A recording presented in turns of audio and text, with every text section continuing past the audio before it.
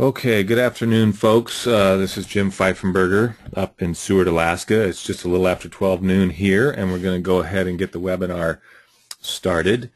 This is one of the Pacific Ocean Education Team webinars, and by way of introduction, the Pacific Ocean Education Team is or POET, as we call ourselves, is an interdisciplinary team of National Park Service staff from both the Pacific West and the Alaska regions, and the team was established in 2008 to enhance communication, education, and interpretive ocean stewardship efforts in both the Pacific West and Alaska regions. And we have a number of stated goals, and one of those goals is planning and scheduling ocean stewardship education sessions through trainings, workshops, webinars, and other distance learning presentations. So hence our bi-monthly webinar series. We've had a number of good webinars in the past. Topics have included things like the benefits of marine protected areas, the vulnerability of coastlines to sea level rise, current population trends in endangered stellar sea lions, and today we have a good topic for you planned as well that will address some of the issues around marine spatial planning. We'll get to that in just a second, but just so you know, recordings of past webinars can be found on the Ocean Alaska Science and Learning Center's website. That's at www.oceanalaska.org. And also our next webinar is scheduled for May 17th, and it will feature Peter Murphy of NOAA, and he'll be speaking on marine debris issues, including addressing concerns about debris from the Japanese tsunami. So that should be a good topic. Mark your calendars for that one, and there'll be announcements and stuff coming out when that gets a little closer. So today we're fortunate to have Dr. Crow White with us speaking on marine spatial planning issues, and I'll go ahead and, well, actually, before I turn it over to Crow, let me turn it over to John Morris for a moment just to familiarize us with the technical aspects of the webinar interface. John? Thanks, Jim. Yeah, just so any folks who are new to the GoToWebinar format here, basically you have a chat box located at the bottom of your control panel. That's how you communicate with us. Most of the time when attendees arrive in a webinar, they're in a muted or a listen-only mode. That's to preserve a good audio quality. And I will mention that sometimes if the bandwidth gets a little congested during the day, you might have temporary fallouts from the audio. That's normal. It generally restores itself very quickly thereafter. So as you go through the webinar today, if you have any questions or comments, feel free to type them in that chat box. I'll be monitoring that as well, Jim, and we'll be able to feed your questions to the presenter as well through that mechanism. So any other questions, just text me or send them in that chat box and I'll help out. Thanks, Jim. All right, thank you, John. And with that, I will, at this point, turn it over to Dr. Crow White. He can introduce himself and take us off on the webinar for the day. Thank you, Jim, and thank you, John, as well. Yes, so my name is Crow White, and I'm a postdoctoral researcher at UC Santa Barbara. It's a real joy to be here and an honor to be invited, so thank you, everyone, for listening in. And as explained, I'm going to talk about marine spatial planning, and I'm going to feature a study that I and others authored that just came out about a week and a half ago, using a trade-off analysis approach in order to kind of develop a marine spatial planning framework and try to measure the value that we gain from doing marine spatial planning over a business as usual approach. So let's get started here. Just about everything we do, whether on the oceans or land, takes up space. And fishing can be a classic example of that. And this picture that I have up here is pretty reactionary because not all fishing is this spatially intensive. But nonetheless, the general idea that where one boat is or one net is, another boat and net can't be, and where fishing happens also affects the ecology of the area where the fish are being taken. The reality nowadays is that fishing is far from the only activity in our coastal waters. We have other familiar activities like shipping and conservation areas, and we have emerging activities as well, like offshore renewable energy and aquaculture. And we have other activities that maybe haven't been recognized as much but are equally important, like recreational activity and the value of coastal viewscapes. These different ocean uses are interacting, and sometimes in complex ways, and they're affecting the values to the different user groups or stakeholder groups, or in economics they're oftentimes referred to as sectors. Now the oceans are only so big, and the coastal waters are even more finite in size, and so we have a challenge, and our challenge is to balance all of these different interacting and sometimes competing ocean uses and the values, the sector values associated with these uses in our finite ocean environment, for example in our coastal waters.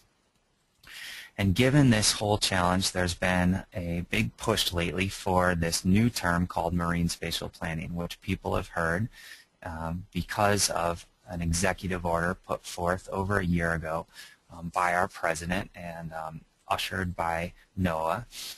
And to quote the leaders in this, marine spatial planning is supposed to be integrated and comprehensive and ecosystem-based, and its goal is to reduce conflicts and increase compatibility among the different uses out there and across the different sectors.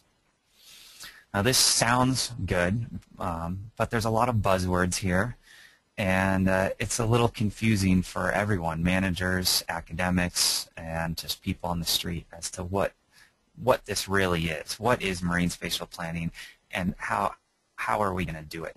And so I and some others took this on as both a challenge and an opportunity to try to tackle marine spatial planning. And one of the big conclusions that we came to right away is that it really all comes down to trade-offs. It comes down to understanding the trade-offs among uses and communicating those trade-offs. And I want to explain a little more explicitly what I mean. Essentially, different activities interact to affect the values of different sectors in the oceans or in other places, but we're talking about the oceans right now. And if we ignore those interactions, it can create unanticipated consequences, and it could create conflicts greater than if we account for those interactions. And when managers or policymakers are making decisions about trade-offs, they are explicitly or sometimes implicitly taking into account these interactions. And so it would be good for us to take these interactions into account up front when we make decisions about how we allocate space out in the coastal environment. And so it would be helpful to have some sort of trade-off analysis that could inform the whole marine spatial planning process. And in a nutshell, it should be applicable to a variety of ocean uses, so things like aquaculture to fishing to shipping to renewable energy. It should make these trade-offs or the interactions transparent, that is, so everyone can see how one activity influences another activity, so everyone is understanding what's happening, and there's nothing secret about the trade-offs. And the trade-off analysis should enable us to identify the plans that have the greatest benefits. And I'll get into more detail about what I mean by benefits, but essentially we're trying to increase compatibility among competing uses and decrease their conflicts. And in the most general sense, we need some sort of trade-off analysis that's just useful for managers and stakeholders, something that managers can work with to help move their decisions forward, and that stakeholders, that would engage stakeholders so that they actually will endorse the process and the whole outcome will be successful in the end.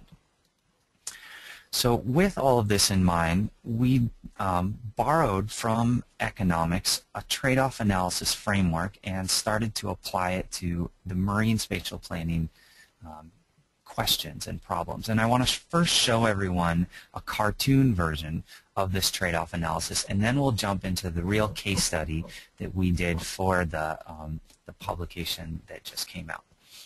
So you're looking at a graph right now where the two axes are each representing the values to two different sectors. And you can see in green I've indicated example sector activities. So it could be fisheries, it could be tourism, it could be a conservation sector, it could be an industry sector that's focused on wave energy or wind energy or oil revenue, a variety of different things. But in whatever case we choose, each sector has its own axis, and the sector is interested in being as far out on that axis as possible because that's the greatest value to that individual sector. Okay, so let's simplify things and say that we're focused on fishery profit to the fishery sector on the x-axis and offshore wind energy profit to an energy industry on the y-axis. Now let's consider a single management scenario. For example, the design of an offshore wind farm. And let's plot the outcome of that management scenario. And that's indicated by this single green dot here. That dot tells us the outcome in terms of value to the different sectors. So there's a particular value that this outcome has to the energy sector and a particular value it has to the fishery sector. Okay, this is just a single management scenario. Let's consider a second management scenario that is represented by a different wind farm design, and thus it has a different outcome on the values to the two different sectors. Now if we look at these two green dots here, from the perspectives of the two different sectors, each one would prefer a different green dot. The fishery sector would prefer the one that is more towards the right because that results in higher value to the fishery sector, whereas the energy sector would prefer the green dot that is farther up because that has higher value to the energy sector. So what we have here is a trade-off. There's two different plans and two different desires or preferences by the different sectors. But we've only looked at two outcomes here from two different scenarios, and certainly there are more than just two out there. So there might not necessarily be a trade-off if we're just thinking about these two scenarios. There could very well be a third plan out there that is higher and to the right of either of the two previous plans. And so now this third point is preferred by both the energy and the fishery sectors, independent of how much or how little they care about the value of the other sector. So the fishery sector would prefer that upper right green dot, and the energy sector would prefer that upper right green dot because it is in the best private interest for the individual sector. Now still, we've only looked at three scenarios here, and there are numerous scenarios out there, numerous different wind farm designs that could be considered. So let's represent those with a whole series of points on this graph now. And looking at this whole scatter plot of points and taking the gist of the message from the 3 points we looked at first, one can start to see the concept that the points that are highest and most to the right are the ones that are going to be preferred by the different sectors. And they're going to be preferred over those that are lower or towards the left because they could always be improved upon. So let's identify the particular points that are highest and to the left in this plot of points. And I've marked them in red, and then I've drawn a line through them, a red line, and I've termed that line the efficiency frontier. And that is a term that we didn't make up. We just borrowed it from economics because they use it in their financial trade-off analyses, and we figured why coin a brand new term when there's already enough terms out there. So the efficiency frontier represents the collection of management plans whose outcomes are best able to minimize the conflicts and increase the values or result in the highest values to the two different sectors and thus increase their compatibility compared with the plans that are in green that are more suboptimal and could always be improved upon by moving up or to the right, or a combination of up and to the right from any green plan out towards the efficiency frontier. It's important to understand in this trade-off analysis plot here that there are many best options available. So essentially what is being offered is a whole basket of potential options to choose from. And then the single option that is chosen by managers and policymakers and the public is a reflection of the preferences for the different sector values. So for example, if fishery profit was extremely preferable over offshore energy development, then this plan that I'm highlighting with my arrow might be chosen. Conversely, if fishery profit were more of equal weight with energy development, maybe this plan would be chosen. Or if offshore energy development were a major priority and it was an understanding that it was going to compromise the value to the fishery sector, then this plan would be chosen. And this would be the best plan that reduces the impact to the fishery sector while generating high value to the energy sector. All of these plans are always preferred over any of these green plans in here, because the green plans could be improved upon by moving up and to the right in order to choose a plan that's out on the efficiency frontier.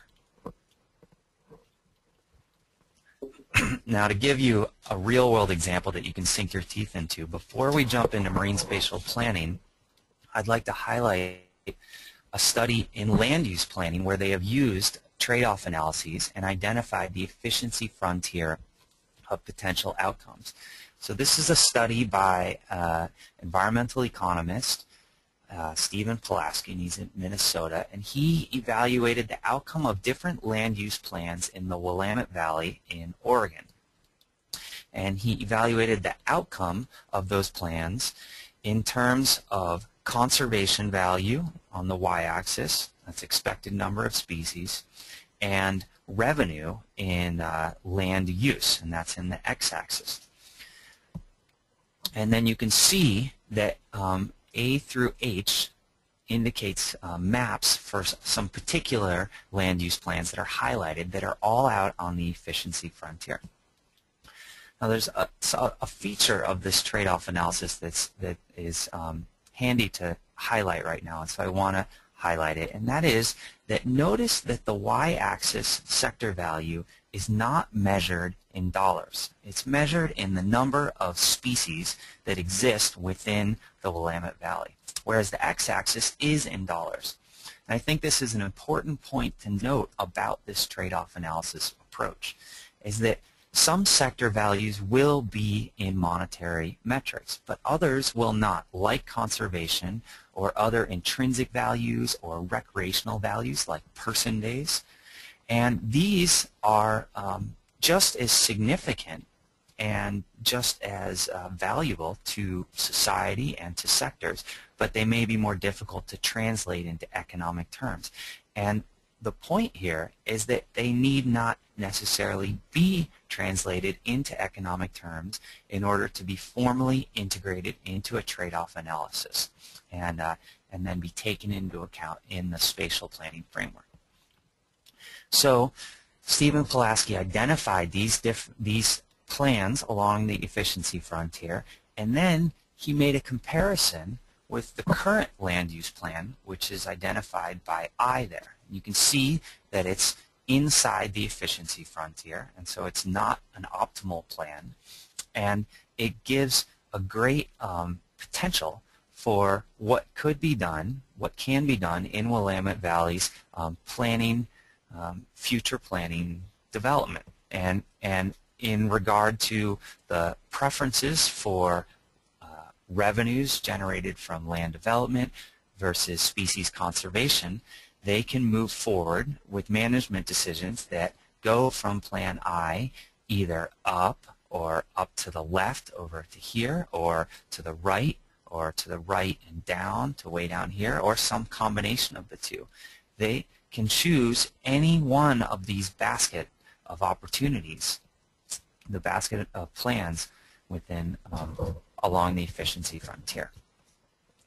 Okay, so let's take this whole framework and apply it to a marine spatial planning context, and that is what we have done for this study. And we focused on one of the latest emerging uses in our coastal waters, offshore renewable energy. And geographically, we focused on the East Coast, on the state of Massachusetts, which is pretty much the epicenter of the debate for offshore renewable energy siting in the U.S. Some people may have heard of the Cape Wind energy siting fiasco, I guess I would call it. It's been going on for over a decade now, and the permit has been approved, but I think it's under litigation right now, and that shows just how contentious these issues are. And in addition to the permits for approval of energy down in the Nantucket Sound of Massachusetts, where I highlighted here, Massachusetts has also generated 2 provisional energy sites up in Massachusetts Bay, so on either side of Cape Ann, north of Boston. So Boston is about where my arrow is right now, and you can see the 2 squares north of there. So there's no offshore turbines in those areas, but Massachusetts is considering allowing them to be developed there.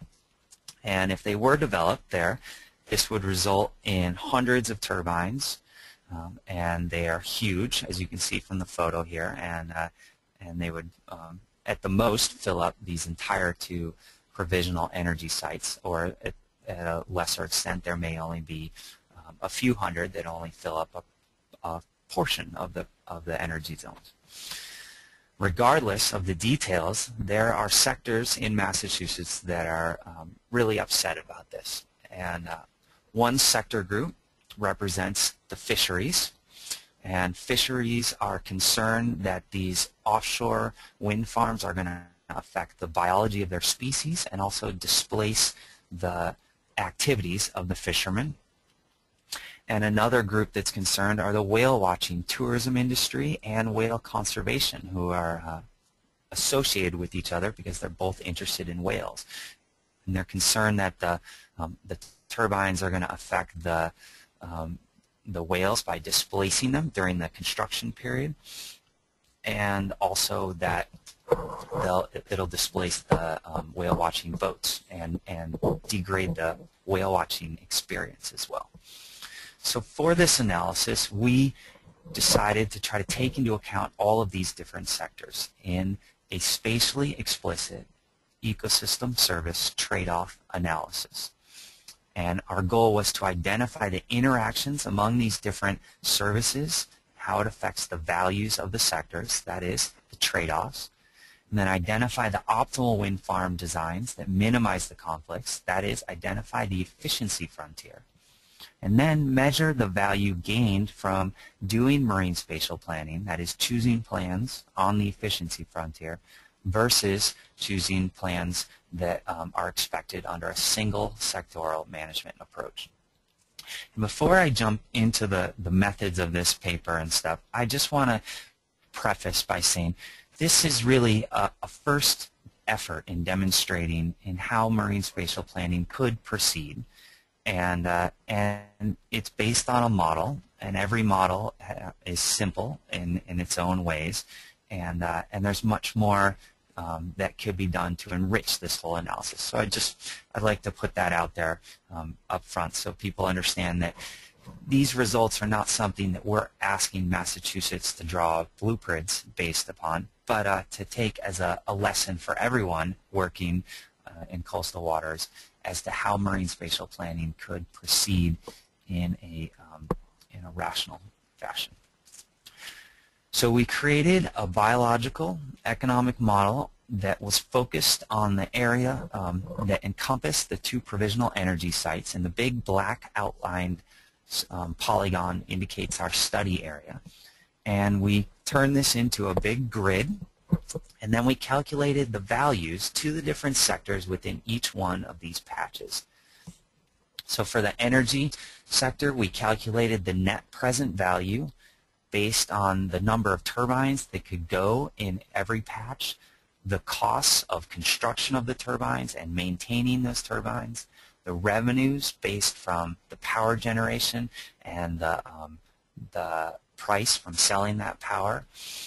And then because the costs are front-loaded in time relative to the operational time, we applied a discount rate over the annual profits to this sector. And the time horizon here was 27 years, and that encompassed 2 years of constructing these turbines and then a 25-year lifetime of the turbines. And we summed all this up to create a net present value for each one of the patches. For the fisheries, we created a spatially explicit model of the population dynamics of the fish species, and then an economic model of the fishery fleets. And we don't need to get into too much of these details here, but I just put them here for anyone who's really interested. But basically, this model is taking into account the age structure of the fish, their production of young, the dispersal of the young, and density-dependent recruitment of the young.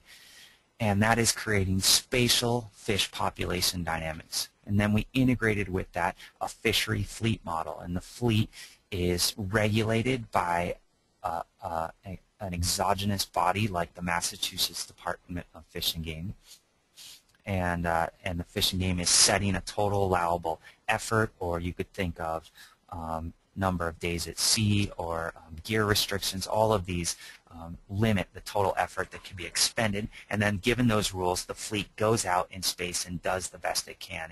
It catches fish in order to generate profits, the highest profits achievable, given that the individual boats are not working together because they're individual fishermen, and that they're constrained by the overall fish and game rule.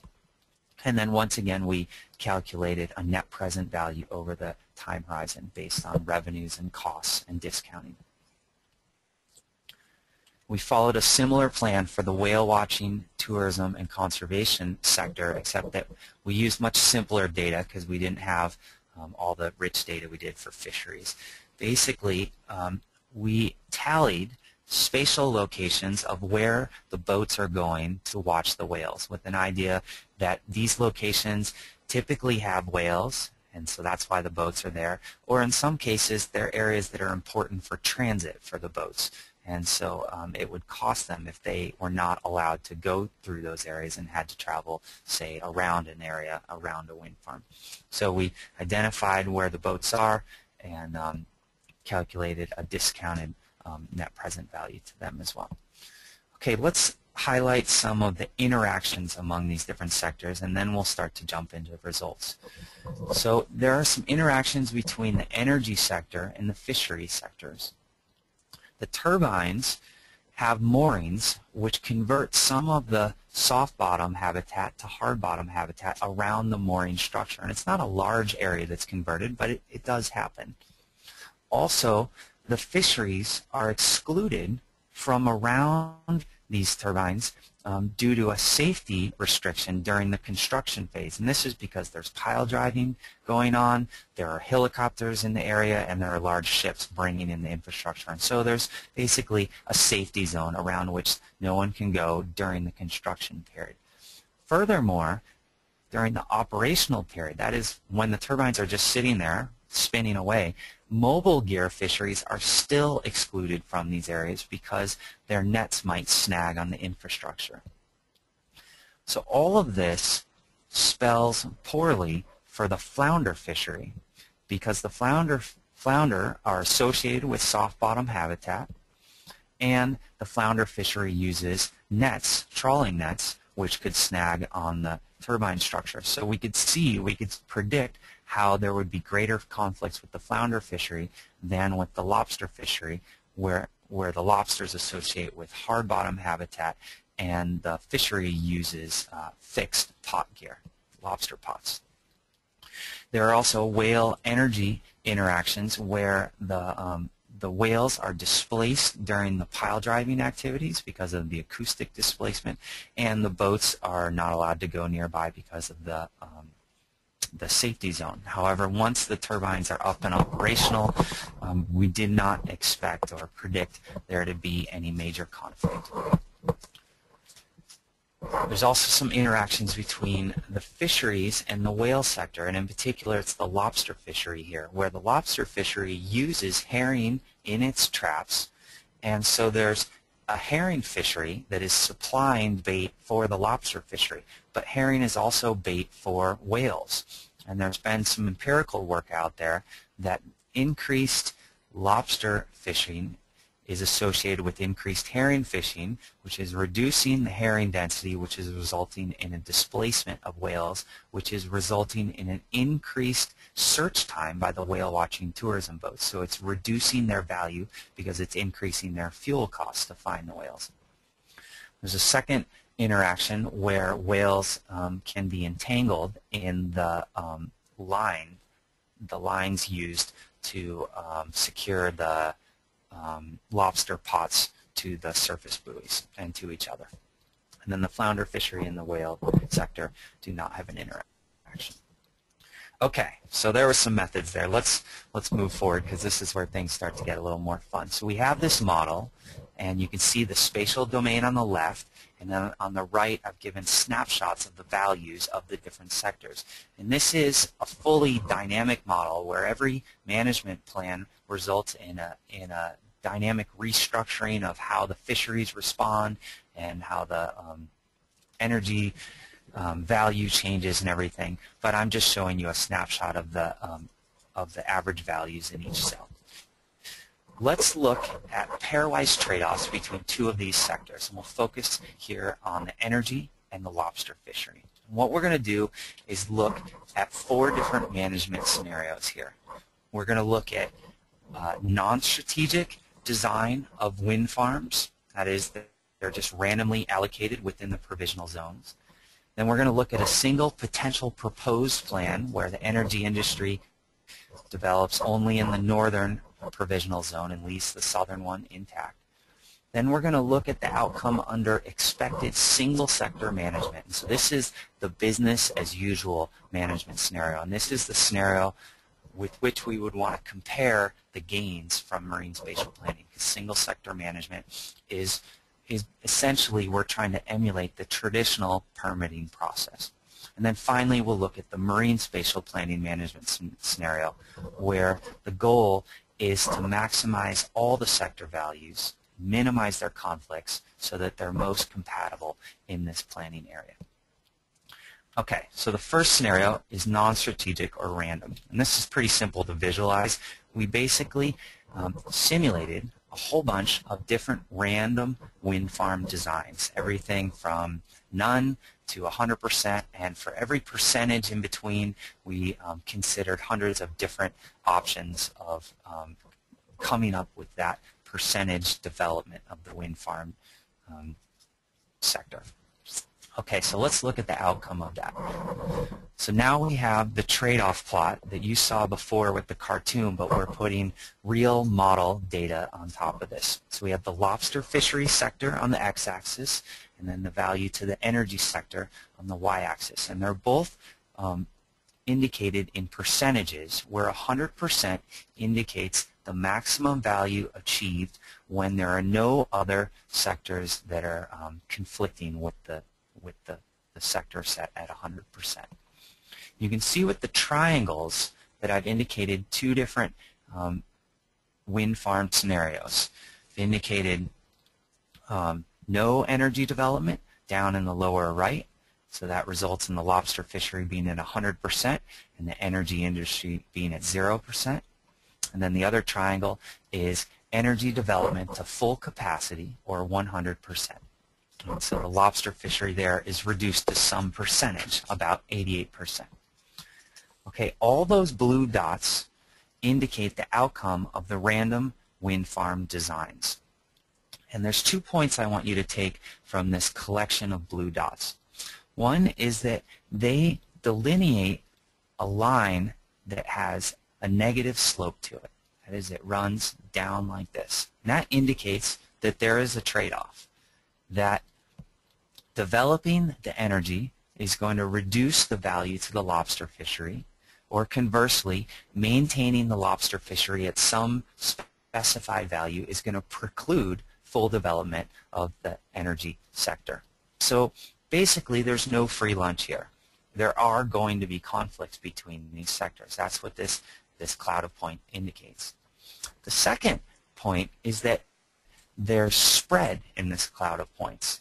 Spread in this direction or up and horizontally. This spread is an indication that there's room for smart planning or strategic planning in order to minimize the conflicts between these different groups. And that is to look for those that are up and to the right and such that they have the greatest value for the individual sectors. Okay, now let's look at the second management scenario, which is a potential proposal of just the northern zone developed. And that is up here. And this is a hypothetical compromise that could happen, where the energy sector says, well, let's just develop half our area because we understand that energy development has impacts on other sectors. So going back to our trade-off plot, let's plot the outcome of this particular proposed scenario. What we see is that it lies pretty much right in the middle of the blue cloud of points, indicating that this potential proposal is really no better than a random design out there. So it's an indication that we aren't really putting much critical thinking into the design of this proposal, because it's no better than simply choosing half of the patches within the total area encompassed by the two provisional zones, choosing half the patches and placing wind turbines in them, as opposed to this scenario, which is just choosing the northern half versus the southern half. Okay, now let's start to go to single sector management. So this is where we're starting to move into more of a real-world situation where we are trying to emulate the traditional permitting process, where there is strategic siting of the wind farms without regard to the other sectors, but in regard to just basic regulations. So for example, I've got a wind farm design plotted here on the right, a map of a design. And this is the design that we would expect the energy sector would choose if the state of Massachusetts said that it could only develop half of the total area. And then the energy sector strategically said, okay, well, we are going to develop the patches that give us the greatest value but keep us within that 50% rule set by the state of Massachusetts or society as a whole. So essentially, the energy sector is choosing the first 50% patches that are of greatest value to them, without regard to how strongly or minimally their development is impacting the fisheries or whale watching, tourism, and conservation sectors. So this is just one example outcome of single sector management. We wanted to consider all the outcomes if the state of Massachusetts allowed for all the different percentages of development of the area within the two provisional energy zones, everything from 1% all the way up to 99%. And of course, 0 and 100% are no-brainers. We already figured those out. And so here are some more examples of what we would expect. So if only a few percent were allowed, a few percent of the total area was allowed to be developed, then this plan at the top of the screen would be chosen by the energy sector. 50% is this plan, which we just saw previously. If almost all of the area were allowed to be developed, but still, a few percent was required to be left undeveloped, then the energy sector would choose the plan in the furthest right and bottom of the screen. So essentially, the energy sector is just choosing the very best patches out there until they reach the limit set by the rule set by Massachusetts. And every one of these wind farm designs has an outcome on their value and the value to the other sectors. So we can plot these outcomes in the trade-off plot. So let's go back to the trade-off plot and let's put the outcome of the single sector plans in this plot. And now we can see it with this black dashed line and the black dots here. Now, one of the things that might strike you right away is, well, geez, this single sector management is way better than the random management designs. And this actually makes good sense when we recognize that we're talking about the trade-off between the energy sector and the lobster fishery in this particular plot. And the reason it makes sense is that the energy sector is interested in soft bottom habitat because that's where they can pile drive the pylons into the seabed. The lobster fishery is interested in hard bottom habitat. So by default, they are naturally choosing different patches, different habitats out there. So the energy sector is choosing the soft bottom habitat, and that's not really much of a big deal to the lobster fishery for the most part. And in fact, you can even see how the line here on the right is slanting out to the right, and the lobster fishery is getting value greater than 100%. And that is because there are some patches that are entirely sandy habitat of no value to the lobster fishery, but now there's turbine mooring infrastructure there, which is creating a small amount of habitat that the lobsters are utilizing, and then the fishery is able to utilize once the construction equipment is left. Excuse me. Now, if you just stopped here, you might say, well, this is great. Single sector management solves all our problems. We've reduced the conflicts, increased the compatibility.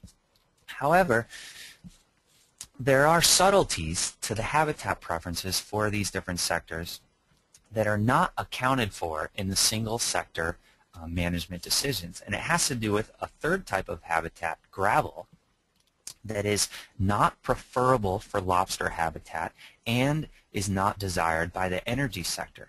And this third type of habitat means that there's an imperfect trade-off between the soft sand and mud that the energy sector is preferring and the hard rock and boulders that the lobster fishery is preferring, because there's this third wedge in here, this gravel, that's influencing things. So there actually is room for improvement from strategic planning from a marine spatial planning approach that is trying to maximally make the two sectors compatible. So let's move to this fourth management scenario here now, which is the marine spatial planning scenario, where we're interested in both sectors when designing the wind farm. So if we go back to our trade-off analysis here, I'm now going to overlay the efficiency frontier of outcomes. So this red line and the red dots indicate the outer bound of possible plans out there. So there's no plans whatsoever that can achieve anything that is further up, further above, or further to the right of the red line. That is, the red line represents the most efficient outcomes out there and minimizing the conflicts. And you can see that the red line doesn't even go all the way down to the zero wind energy value, although it doesn't go down and touch the x-axis. And that's because there are many patches out there that can be developed without any impact on the lobster fishery because of they're the soft bottom habitats that I was indicating. However, there's room for improvement because of that gravel thing I was talking about. There's room for further improvement over the single sector approach in order to increase the value to the lobster fishery or increase the value to the energy sector or achieve both. And we can quantify these improvements by calculating the percentage change from single sector plans to the marine spatial planning efficiency frontier plans. And in this case, I've shown you some examples here, how we have a a few percentage increase in the lobster fishery, or about a 10% increase in the energy sector.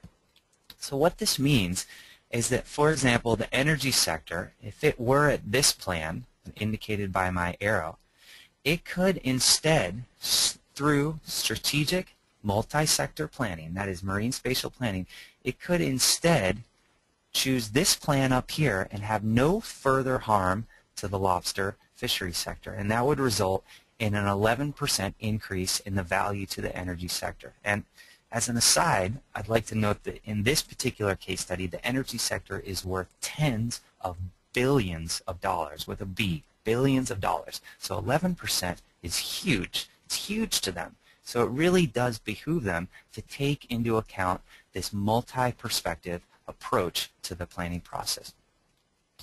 On the other hand, if we look at it, this horizontal dash line here, we can see how the energy sector under single sector management might result in an impact to the lobster fishery at this level, a little bit like about 93% or something like that, whereas from a marine spatial planning perspective, the energy sector could achieve the same value but have reduced effect, to the lobster fishery. That is, now the lobster fishery is only reduced to about 96%. So this is a benefit from restructuring the wind farm design so that it still attains the same value to the energy sector. So that means there's probably a few more turbines out there, but they're placed in locations where there are fewer conflicts, and thus there's less of an impact on the lobster fishery. Now, that 3% increase, I know 3% isn't a big percentage. However, the lobster fishery is worth millions of dollars, and culturally, the lobster fishery is of tremendous value to the state of Massachusetts, and I think many of the listeners know how fisheries are of tremendous cultural, societal value to coastal waterfront communities all over the place. So even these small percentage increases are noteworthy in considering the gains from marine spatial planning. Okay, so let's do this all over again for one of the other pairs of sectors, because we get different results that are worth pointing out. So we're just going to go straight to the chase here and look at the final graph, but this time we're going to compare the energy sector to the whale watching, tourism, and conservation sector. Okay, so everything is the same except that now the x-axis is the whale sector, and we can see there's a blue cloud of points that's at a downward slope, indicating there's a trade-off. The points have spread to them, indicating that there's room for improvement. A big difference we see here is that the black line, representing single sector management, is now right in the middle of the blue cloud of points, indicating single sector management is hardly any different than random management. And this is because the whale watching tourism sector and whale conservation is not strongly linked to the bottom habitat like the lobster fishery was, and like the energy sector is. So that means when the energy sector is strategically choosing soft bottom habitat over hard bottom habitat, it is rather arbitrary in how it's affecting the whale watching tourism industry, or how it's relating to where the whales are and where the whales are not. Conversely, if we take a marine spatial planning approach and actually do take into account the data on where the whales are, where the whale watching boats like to go, and how we could minimize the conflicts with those activities in relation to where the wind energy turbines are sited, we can identify the efficiency frontier of marine spatial planning options that have much increased value compared with the single sector management outcomes. And so once again, I've shown percentage increases that could be obtained by choosing a particular marine spatial planning strategy, the one with the triangle.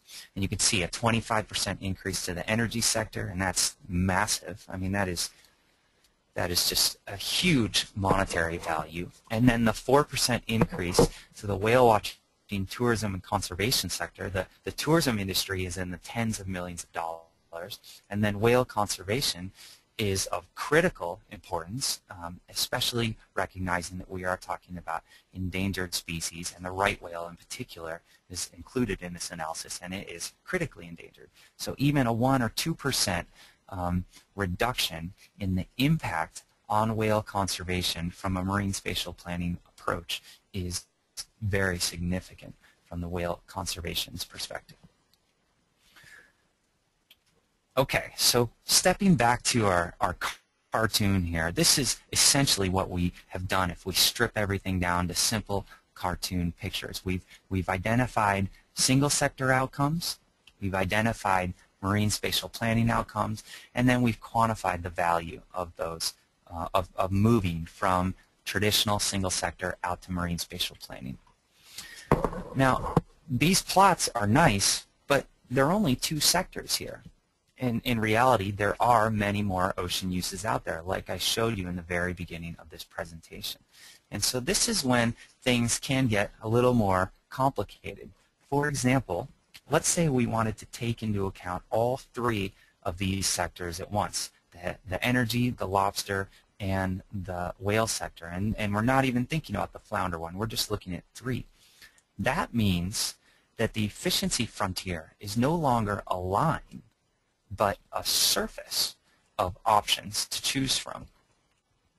And this is what the trade-off plot would look like, where now each one of the axes represents the value to each one of the 3 different sectors.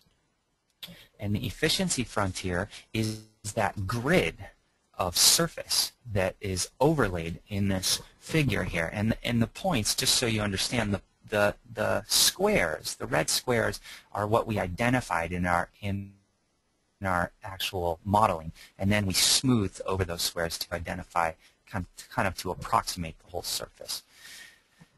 The single sector outcomes is still a line, because that's just the energy sector thinking on its own, and then that has effects on the 3 different sectors. So that's still just that line that we see trailing from the very front of the plot all the way up to the very back of the plot.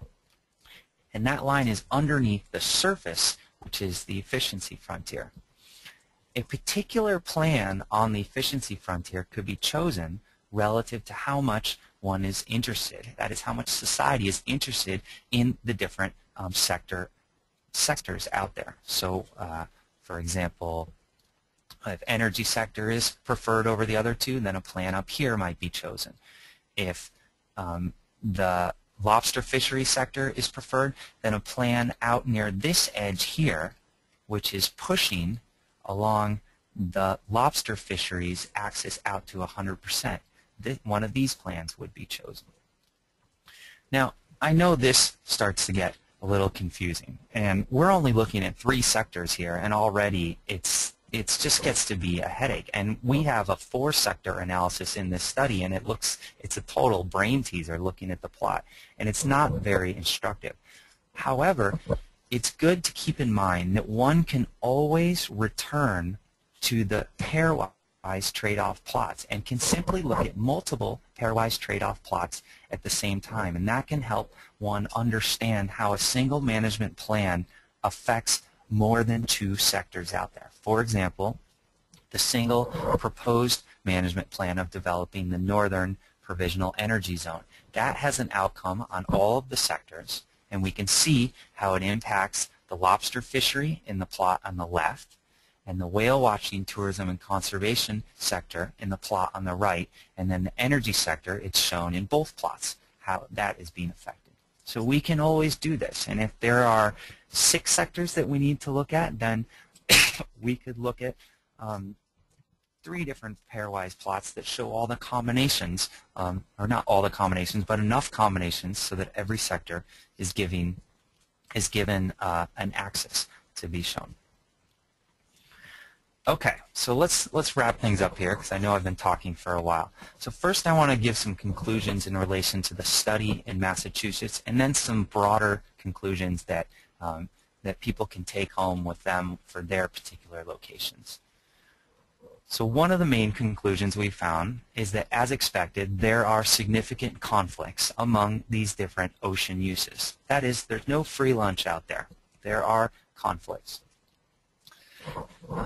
We also found that these conflicts create trade-offs in the values to the sectors, and we found that there's different magnitudes or levels in how strongly they trade off, how strongly they conflict with each other. And I didn't show you the flounder results, but the flounder sector, fishery sector, is most strongly affected, and then the whale and the lobster one was affected the least. However, even though there are conflicts, optimal solutions that mediate these conflicts, that is, that mediate the trade-off, can be achieved from a strategic approach to the spatial design of the wind farm. That is, that we shouldn't expect a free lunch, but with careful planning, the conflicting ocean uses could be made less so and more compatible. Now, there's a bunch of future work that certainly needs to be done. For example, the results are only illustrative. They're not prescriptive, so I don't recommend Massachusetts just run out and take these results and make plans. We certainly need to consider more sectors and other indirect conflicts or indirect activities, like how one sector's use affects employment of associated sectors like waterfront activity.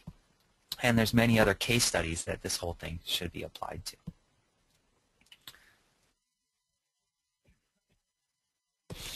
Okay, if we look more generally, and this is more the broad brush messages that I think are important for everyone to think about, is that this trade-off analysis, I believe, can be used as a tool to help inform marine spatial planning. It can show the consequences of different management plans and help focus the debate on real trade-offs. That is, which sectors have conflicts and which ones may not be conflicting very much. It helps identify the plans that minimize the conflicts and maximize the compatibility. That is the efficiency frontier. And so it leads the debate away from those suboptimal interior plans that are not on the efficiency frontier.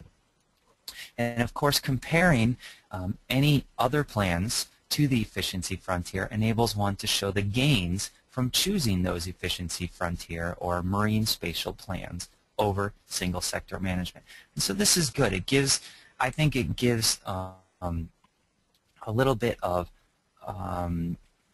teeth to the marine spatial planning proposals, because it enables people to say, actually, there is value to this, and we can show you the value before we move forward. Before we go down that road, we can show how things would be increased if we take this marine spatial planning approach over the traditional permitting approach.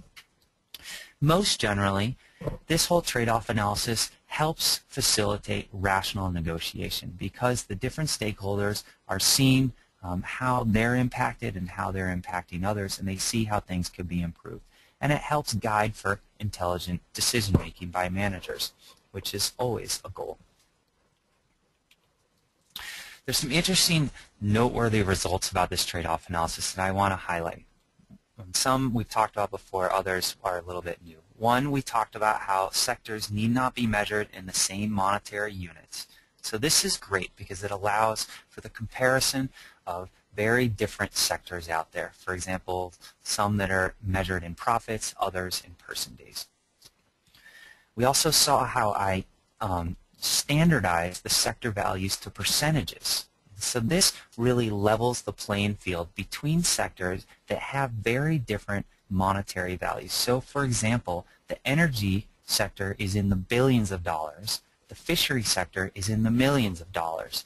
So it might be easy to skew everything towards preferring the energy sector because monetarily it's so much more valuable. However, when we converted everything to percentages, then a percentage change in the energy sector is given equal consideration as a percentage change in the fishery sector. And I think this is really important for engaging sectors out there that may feel like they aren't as, might not be given as much consideration simply because they're not as lucrative as other sectors out there, but still, from a cultural perspective, are important. Another outcome from our analysis was we found that the whole value of marine spatial planning increases with the larger the planning area. Basically, the bigger the planning area, the more options we have to choose from. Now, ideally, we would marine spatial plan the entire ocean, our entire planet, but that's not politically feasible. But something that could be more feasible is to take a large stretch of coastline, say a state's coastline, or at least a large management jurisdiction, and try to apply marine spatial planning to that entire stretch of coastline, because then the most number of options can be considered up front and the greatest gains can be achieved. And then finally, this whole trade-off analysis can in theory be applied to really any system out there, coastal or open ocean, marine, even terrestrial. Okay, just 2 more slides and then I'll finish here. I'd like to highlight some West Coast relevance to this marine spatial planning. Here in California, where I'm speaking, offshore renewable wave energy is an emerging ocean use that is certainly coming up on everyone's radar more and more. And there are locations that have been identified for development, and there's even been some test buoys out at different locations, some test facilities. And this is a great opportunity, I believe, for marine spatial planning to help guide the design of these offshore wave farms so that the energy sector is getting the value that it is hoping for, but also we are minimizing conflicts with other incumbent sectors like fisheries and conservation areas. Another project, this is in the Atlantic, but I think it has relevance to anyone who's listening from an island, is a project that I'm a part of for helping marine spatial plan the entire platform, marine platform for the island nation of Bermuda. And the reason I bring this up is that this is a small nation that has a large marine area and it has a variety of ocean uses, and we're helping guide their marine spatial planning process. And I believe that in general, islands are very ripe for marine spatial planning because they have so much marine seascape around them and a variety of different ocean uses. And like Bermuda, oftentimes the government infrastructure is manageable enough that you can get everyone to the table to start talking about this. And that's always a political reality that is hard to deal with and easier at the island scale. So if anyone's listening from American Samoa or wherever, then I encourage you to think about marine spatial planning from an island-wide perspective. Okay, thank you for listening, everyone. I think I went a little bit long here, so I really appreciate your patience, and I would love to take any questions that anyone has. Yeah, thanks very much, Crow. This is Jim again up in Seward. We are just a few minutes over our hour, but we do have time for questions if folks want to pose a couple. So I have a couple here. I will read them, and then we'll let Crow answer. The first one says, how would changing the, or how would scaling all sectors in value as dollars profit, rather than percentage value, change the outcomes? Yes. So we could have just left everything in dollars, and and we would have obtained qualitatively the exact same trade-off plots that we saw before. It's just that the difference is that when a person is looking at the trade-off plot and they see billion-dollar changes on one axis and only $100,000 changes on another axis, then it is natural to draw yourself towards saying, well, I'm going to put more weight on the billion-dollar changes. And so if it's only about dollars, then that's the right thing to do. However, if there are underlying important features to the sector that are not necessarily encapsulated in the monetary value of that sector, then it could spuriously lead towards a decision to choose a plan that is biased towards the more lucrative sector. and not towards the one that's less profitable. But there's no reason why it couldn't be done all in dollars. It's just that I think it's more of a behavioral sciences perspective, where having things in percentages levels the playing field and enables sectors with different values to understand that a percentage increase is a percentage increase to each other, even though monetarily it affects them differently. Okay, great. Thank you. We have another question, and that is, can you suggest how these analyses might apply to viewshed effects, such as to Cape Cod National Seashore? How might that sector be measured? Yes. So I and some colleagues, Sarah Lester is the leader on this study. We have a study in Oregon that takes into account wave energy sighting in response to fishery and the viewshed value. And our approach is very simplistic in that study. It's a combination of cartoon and reality. So it has a lot to be improved upon. However, what we did is we simply took into account the curvature of the Earth and the actual physical size of these offshore facilities and how much they are going to be visible, and then how that would impact the property value of the coastal properties.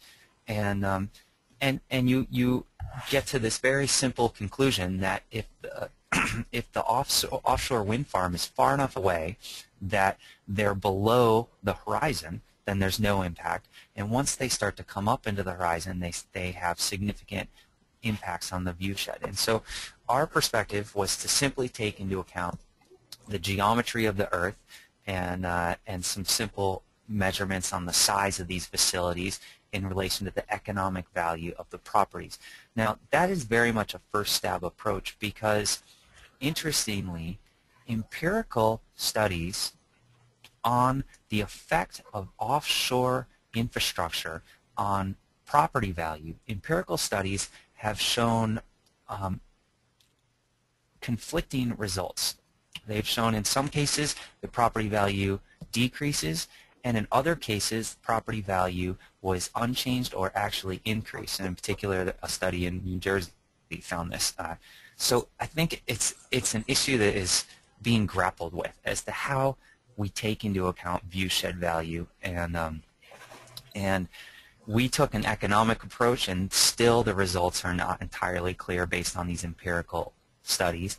And furthermore, the Cape Wind offshore siting, offshore wind energy litigation process right now it's being litigated in part because of I believe because of the spiritual value of the seascape, and so that is even more difficult to quantify, and it's something that I would have to defer to a social scientist to help in dealing with that.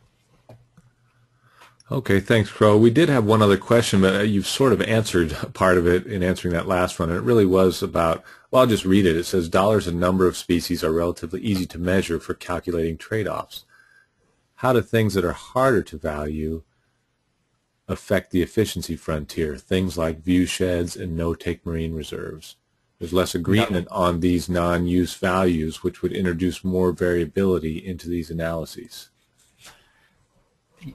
So, I mean, the questioner is exactly right that that when we focus on sectors with clear economic goals and economic monetary metrics, those are the easiest ones. It's kind of the low-hanging fruit.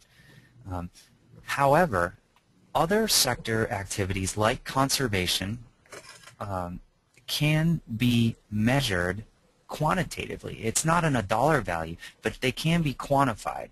And as long as we can come up with number values, then we're good to go. Then it can be formally included in the trade-off analysis, and everything can move forward.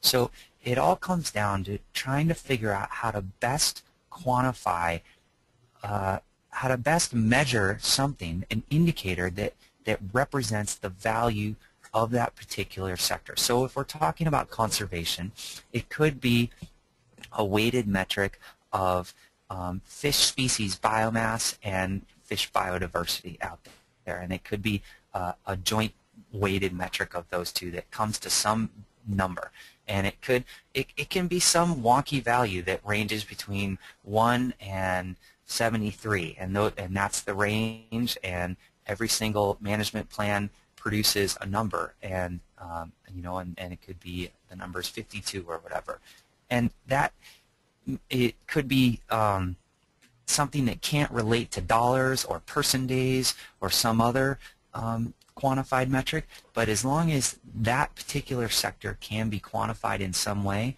then it's ready for the trade-off analysis. So the challenge for these non-economic sectors is to figure out ways that we can measure them that is justifiable and defensible and satisfactory to them.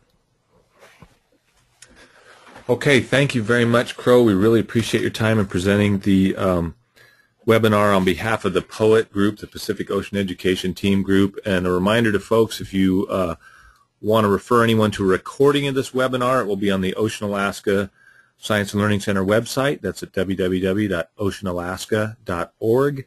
And we'll get a notice out soon about our webinar in May, which will address marine debris issues, featuring Peter Murphy from NOAA. So thanks again, Crow, and thanks to all our attendees for listening in. Thank you.